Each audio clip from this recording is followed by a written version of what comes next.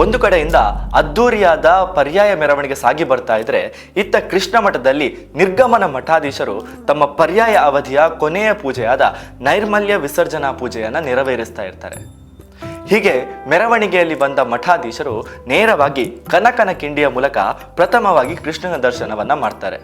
ಅದಾದ ಬಳಿಕ ಚಂದ್ರಮೌಳೀಶ್ವರ ಹಾಗೂ ಅನಂತೇಶ್ವರನ ದರ್ಶನವನ್ನ ಪಡೆದು ಕೃಷ್ಣ ಮಠದ ಮುಂದೆ ಬಂದಾಗ ನಿರ್ಗಮನ ಮಠಾಧೀಶರು ಪರ್ಯಾಯ ಸ್ವೀಕರಿಸಲಿರುವ ಮಠಾಧೀಶರನ್ನು ಎದುರುಗೊಂಡು ಕೃಷ್ಣ ಮಠದೊಳಗೆ ಕರೆದುಕೊಂಡು ಹೋಗ್ತಾರೆ. ಅಲ್ಲಿರುವ ತೀರ್ಥ ಮಂಟಪದಲ್ಲಿ ಪರ್ಯಾಯವನ್ನ ಸ್ವೀಕರಿಸಲಿರುವ ಮಠಾಧೀಶರು ತಮ್ಮ ಸಂಸ್ಥಾನ ಪ್ರತಿಮೆಯನ್ನ ಇರಿಸಿ ಶ್ರೀಕೃಷ್ಣನಿಗೆ ಪೂಜೆಯನ್ನು ಸಲ್ಲಿಸ್ತಾರೆ. ಅದರ ಜೊತೆಗೆ ಅಲ್ಲಿರುವ ಆಂಜನೇಯ ಮೂರ್ತಿಗೂ ಪೂಜೆಯನ್ನು ಸಲ್ಲಿಸ್ತಾರೆ. ತದನಂತರ ಅಲ್ಲೇ ಪಕ್ಕದಲ್ಲಿರುವ ಕೊಠಡಿಯಲ್ಲಿ ಸಿಂಹಾಸನವಿರುವ ಕಾರ್ಯಕ್ರಮ ನಡೀತದೆ. ಇದನ್ನ ಸರ್ವಜ್ಞ ಪೀಠ ಎಂದು ಕರೀತಾರೆ. 800 ವರ್ಷದ ಹಿಂದೆ ಮಧ್ವಾಚಾರ್ಯರು ಕೂಡ ಇದೇ ಪೀಠದಲ್ಲಿ ಕೂರ್ತಾ ಇದ್ರಂತೆ. ನಿರ್ಗಮನ ಮಠಾಧೀಶರು ಪರ್ಯಾಯ ಸ್ವೀಕರಿಸಲಿರುವ ಮಠಾಧೀಶರ ಕೈಯನ್ನ ಹಿಡಿದು ಆ ಸಿಂಹಾಸನದ ಮೇಲೆ ಅಂದರೆ ಸರ್ವಜ್ಞ ಪೀಠದಲ್ಲಿ ಕುಳ್ಳಿರಿಸ್ತಾರೆ. ಅದರ ಜೊತೆಗೆ ಅಕ್ಷಯ ಪಾತ್ರೆಯನ್ನು ಕೂಡ ಹಸ್ತಾಂತರ ಮಾಡ್ತಾರೆ.